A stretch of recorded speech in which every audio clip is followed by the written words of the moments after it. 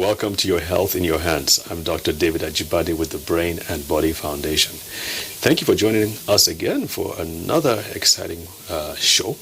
I hate to use that word, show, because it isn't one. We're trying to educate you on the important things that have to do with your health and what you can do as a Nigerian, as a black person, as a citizen of this world to take control of your health and that of your families. We're not going to spend much time in introductions because we have a lot to cover. If you were with us last week or a couple of weeks before, you would have seen that we're talking about the eye in sickness and in health, and we had Dr. Okonkwo come on and say a lot of important things. And if you've missed it, please go back to the website, the NTA website. You should be able to see it there. Check our Brain and Body Foundation website as well. That information is there. That provides a groundwork, foundation for what we'll be talking about today. So make sure you go back to that. Now, Dr. Okonkwo, thank you again, sir, for making the time. Well, thank you very much, Dr. Ajibade, for having me. Well, we are going to go right back into it. And if you remember, Dr. Okonkwo is an ophthalmologist and a vitreoretinal specialist. And he explained what that is. Go back to the website and find out what that means. We are going to continue. We were talking about the anatomy of the eye and some of the common diseases that affects, starting from the front, the eye going backwards. So I want to spend this segment really looking at, I think we're systemic diseases, common diseases that affect the eye. That we just think, well, it's a systemic disease. It doesn't affect my eye. Let's get into that. Well, thank you once more. And like I said, the eye in your hands, your own eye in your hands. And we were talking about the importance of systemic diseases in this segment of this discourse. We know that the eye is not a structure that lives in isolation. The eye is in the body, and at times the patient in question may have certain systemic conditions, and the ones that are most common in our environment will include conditions like hypertension, in which the blood pressure, which we should all know about. A lot of Nigerians are hypertensive, as we're told, and so many don't even know they're hypertensive. And indeed, there are many cases where the patient comes to the clinic and you look into his eyes and you say, you have hypertension, you have diabetes. I said, no, I don't. Absolutely not. And he doesn't know a thing about it. And that's because he hasn't been checking his blood pressure. And many Nigerians also live in denial. At times they are hypertensive, and you check their blood pressure and they say, doctor, my blood pressure is been normal. I don't think it's this high. Maybe it's you, because you're holding the blood pressure measurement. So maybe it's about me. Who's hypertensive? Maybe it's about me. You're very correct. Well, the truth about the matter is that if you're hypertensive, or you're diabetic, or you have sickle cell disease, then you should be listening to very closely to what I have to say. Now, the retina, as he introduced me as a vitreoretinal surgeon, and indeed we have blood vessels that line the retina, which I had explained that the retina was like the camera. The retina is like the film of the camera. The retina is the posterior part, and so many diseases that affect the body afflict the retina. Why is this so? Because of the blood vessels that we see that run right through the central retinal artery, central retinal vein, into the retina. Hypertension will have an effect on these blood vessels of narrowing them. So if a patient is hypertensive, due to the regulatory mechanisms in our body, the body doesn't want so much blood coming into the retina, so it narrows. The blood vessels also narrow as we age. Right. So that happens in hypertension. There's a narrowing, and the narrowing can be associated with stiffening at times, and when it stiffens, then you could have problems with the flow of blood. More so if a patient has got issues with cholesterol. If he has cholesterol, a high level of cholesterol, and we were just discussing off camera that quite a couple of the foods we eat have got a lot of cholesterol. And not trying to do a disservice to those who enjoy egusi, but indeed our egusi, our palm oil have reasonable high levels of cholesterol. So we should be aware of this. And from time to time, I think at least once in a year, if you're a healthy Nigerian, you should have a general check. And your general check should include checking for your fasting lipid profile, doing a cholesterol level. By knowing what your cholesterol level is, you can discuss with your doctor. There are ways in which you can bring it down. But very importantly, I want to discuss the significance of diabetes. Diabetes afflicts the blood vessels, and diabetes affects the retina and causes this condition we call diabetic retinopathy.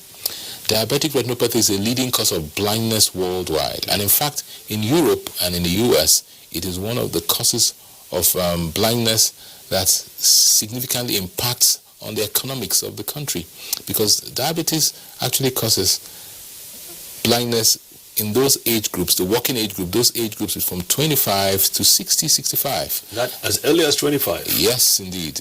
In some cases, you could see a patient who has got insulin-dependent diabetes coming into the clinic, 18-year-old, 20 years old, they have diabetic retinopathy. And diabetic retinopathy is a devastating condition. Why is it a devastating condition? Because, indeed, it causes leakage of the blood vessels. The small blood vessels that line the retina actually begin to lose the competence to be able to keep fluid within them. So the patient has cholesterol, has fluid, and has blood leaking into the tissues of the retina. It leaks into the macula and causes macular edema. And in some cases, the diabetes causes blockage, especially when it's associated with hypertension. It causes blockage of the blood vessels, and when these blood vessels get blocked, they can never be opened. So the tissues that are strangulated by not receiving oxygen and nutrition actually send a signal to the rest of the retina and says, look, we're dying, we're not getting enough oxygen, and this responds by sending out new blood vessels. The new blood vessels, which are meant to help us, actually cause more harm because they're very delicate, they bleed very easily, so you see the patient getting a lot of bleeding in the back of the eye. By the time it gets to the level where the patient is having bleeding in his eye, it's becoming very late. This should be detected before you get bleeding. And the amazing thing is that many of the patients have had this problem for 10, 15, 20 odd years. They've never really had an eye exam.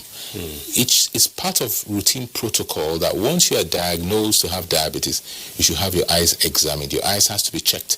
You need to have, like as I mentioned previously, you need to have a dilated eye exam in which your pupil will be dilated with the use of drops. And this now shows us the back of the retina. If the diabetic retinopathy is noticed on time, you can have treatment to the retina, and this improves greatly the outcome. You can have laser treatment to the back of the eye, and you can have injections which can change the course of the disease. I must quickly add that a patient who has been diabetic, we know that there are factors that are responsible for diabetic retinopathy. A patient who has been diabetic for a long duration of time, so duration is an important factor. Poor control is another factor. If you have high cholesterol levels, this is a factor that will predispose you to having diabetic retinopathy. If you're a smoker, if you are obese, okay, all these factors. If you are pregnant and you're diabetic, so diabetic patients who become pregnant are at more risk and should have their eyes examined. More so if the patient is if the patient is such a situation where he's unable to exercise and to do those things that are necessary for life, for healthy living, then the patient will come down. I often tell my patients, and I would like, when I see my patients who have diabetic retinopathy, I emphasize on the need to control the blood sugar.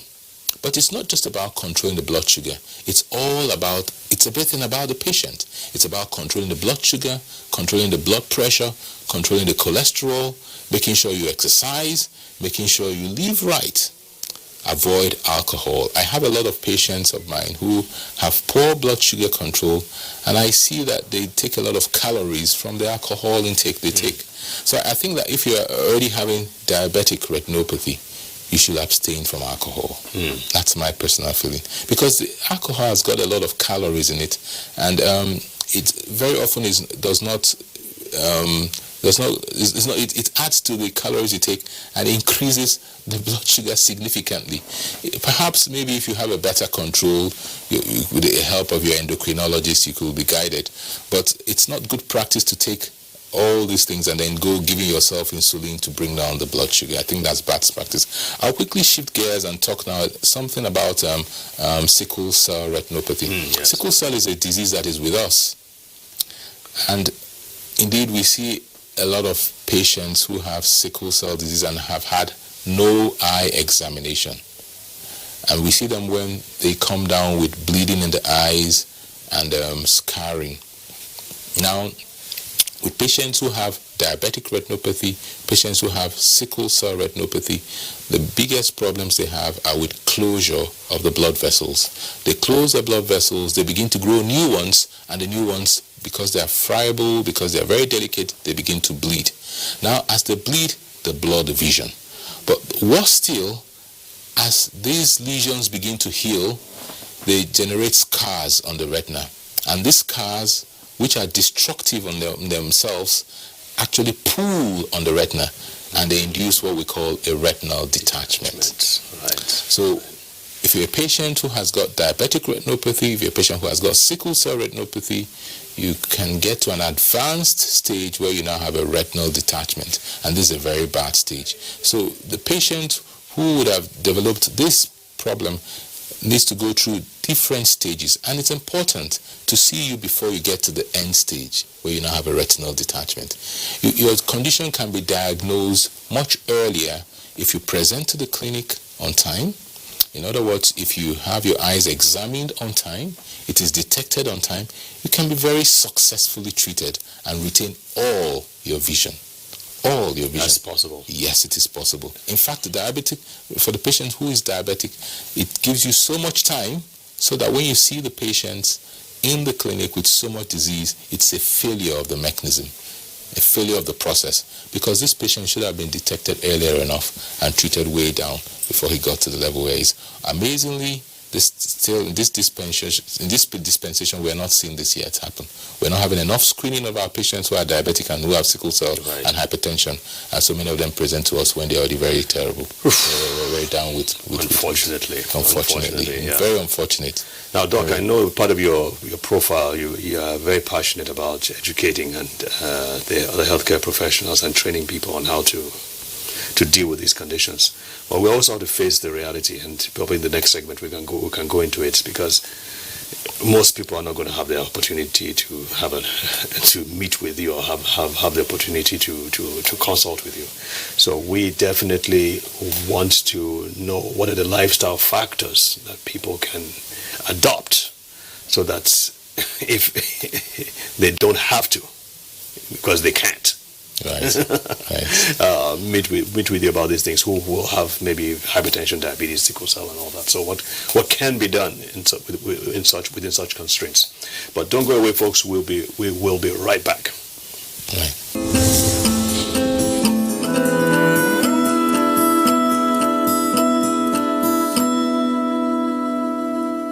Welcome back. All right. So Dr. Okonkwo has been talking a lot about the diseases that affect the eye. The next few minutes, we're going to be talking about what you can do to take care of your eye. So we're going to go right into it, because we don't want to waste any time. Right, yeah. Thank you very much. So we will be looking at, we just discussed about diabetes and hypertension and the effect of these systemic conditions in the eye. And I think it's important that we consider those things that we should be doing to keep our eyes healthy. So the first one is this: make sure you check your eyes.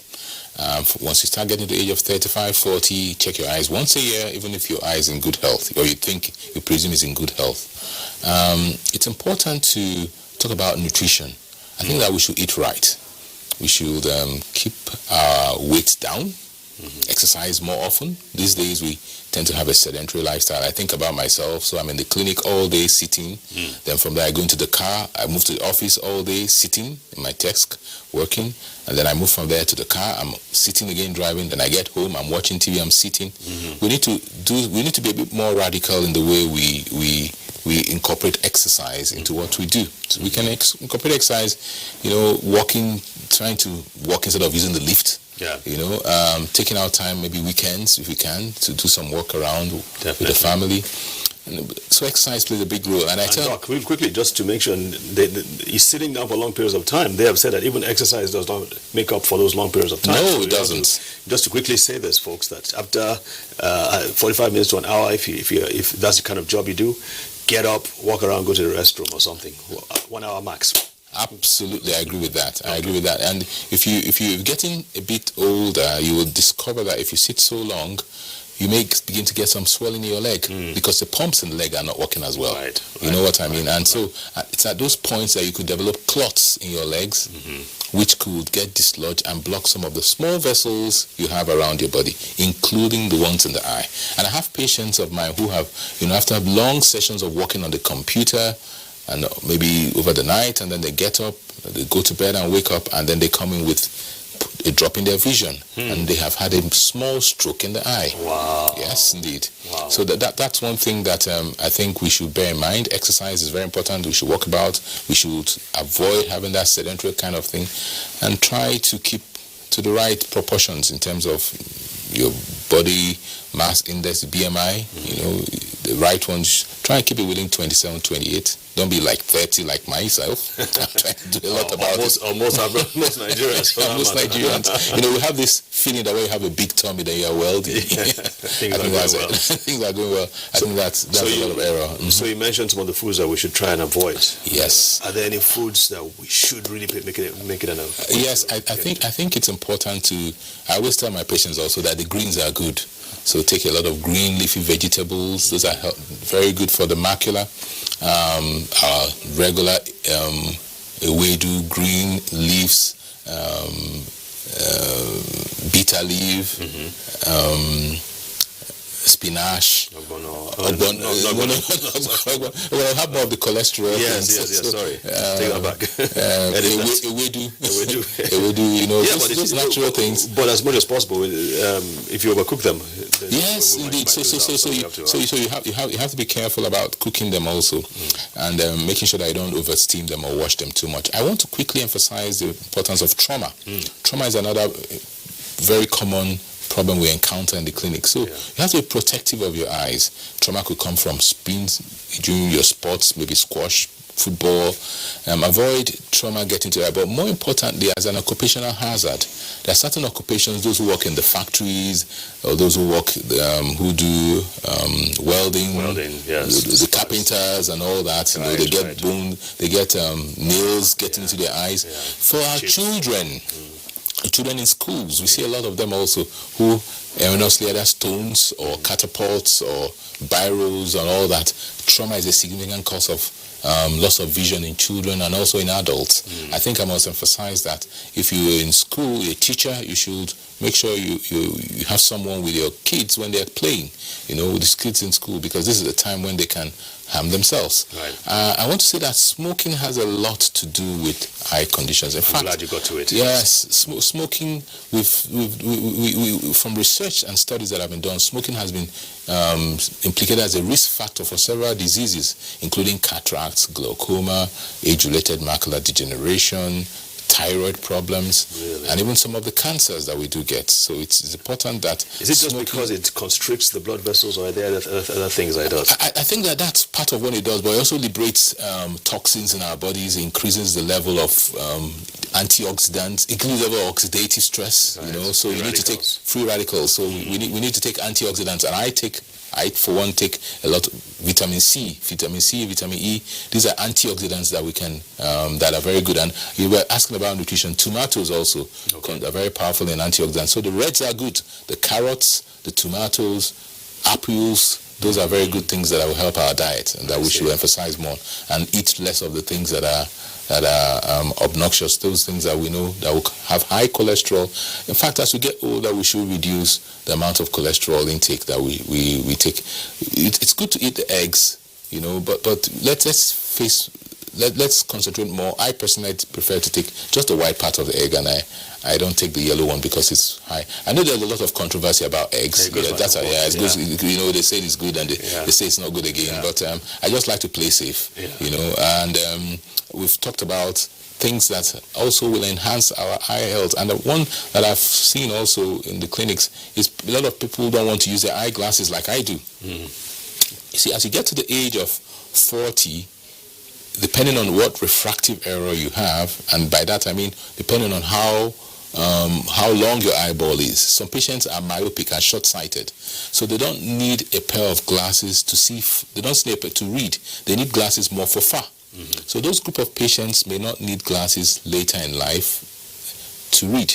They're able to read without glasses because they're short-sighted. But majority of the people you encounter who are metropic will require a pair of glasses by the time they're getting to the age of 39, 40 to read, to focus for that. Because as we age, our focusing ability goes down. But I see that a lot of patients will not want to use their reading glasses. I think reading glasses are helpful. I see them as a device that helps you to focus on your whatever it is you're reading. And these days we do a lot of reading either from our phones, from our iPads.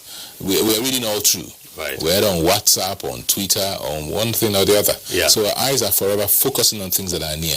I think I must emphasize the importance of using your glasses. In fact, it's well known in the WHO circles that refractive errors is a common cause of visual impairment, because we do have a lot of parents who will not even want their kids to use glasses. For some reason they say, oh, this is too young to start using glasses. Will the glasses correct my eye? The glasses does not correct the eye. What the glasses does is that it adds power to the cornea. It either changes the refractive state of the cornea and helps you to focus more on the back. There's a usual myth that patients say that when I start using these glasses, my eyes deteriorate. Your eye doesn't deteriorate. Your eyes actually deteriorate because you're getting older. And it's just the same thing that happens all over your body, you know. So eyes never deteriorate. And I will recommend strongly that for health reasons, you should, to keep your eye healthy, not to strain the eye, not to give yourself headaches and all that, you should use your eyeglasses when it's recommended. You should also allow your children to use your glasses when the doctor says so. So I think I'll read it in the dark. Is that right? It's very important. I don't think, well, you know, to help us see better, it's another myth when we say, oh, you can read in the dark and it's okay. Some will even use lamps and candles to read. I think it's very wrong. You need bright light. You need very bright light, as bright as the light that we have here. And actually, as you get older, the amount of brightness you need to be able to see clearly increases. So bright light is actually good to read. But we don't want you having all that light get into your eye because it causes glare. Right. You have glare from it. And that's why we recommend that you get anti-reflective coatings or the blue shields, as it is. That's the more recent one on your glasses, so that it takes away the glare from your from the oncoming light. Well. I know you've rushed a lot of this, Doc. You've tried to summarize as much as possible. I know there's a lot more that you would have loved to share with our guest today, but I got to tell you, if it's possible, we would love to have you back to continue this discourse on the eye. Remember, the eyes are so important. The challenge again, we have about how many ophthalmologists in this country? We have roughly 400 ophthalmologists serving a population of about maybe 180 to 200 million. 200 million. So that is way below the expected. Actually, the WHO, by WHO standards, we should be having about one ophthalmologist to 250,000 Nigerians. All right. In the US, they have a proportion of about one ophthalmologist to 15,000. Oh, my goodness. And in South Africa, it's about one ophthalmologist to about 150,000. Oh man! Yes. So right now with those figures, Nigeria has one to about 500. 500, yes. So we are far below. So which is why this things shows like this are important, because many Nigerians are just not going to have the opportunity to. But if they know what they should do and what they should not do, hopefully, right, it would help to preserve their eyesight, help to preserve their health. Absolutely. And you will know to go and see your health. I mean, you can check your blood sugar without having seen an ophthalmologist. You can check your blood pressure and check a few other things. Obviously, some things you need to meet with the ophthalmologist, but there are some things that you can do by yourself. So please remember, take these things to heart and send your questions whenever you can, so that we can address these as much as we possibly can. Remember, we are here to answer your questions. So, Doc, thank you so much again for this opportunity. Thank you, it's a pleasure. We appreciate it. Thank you. And again, we hope we'll have you back, folks. I'd like to come back. Absolutely. So, folks, remember the Brain and Body Foundation. We have free clinics every Friday. We help to reach out to children with brain disorders and sickle cell disease, and we again, whatever therapies we give are free of charge. So, if you're in Abuja, be sure to take advantage of this. Now, till we see you again next week. God bless. Stay healthy.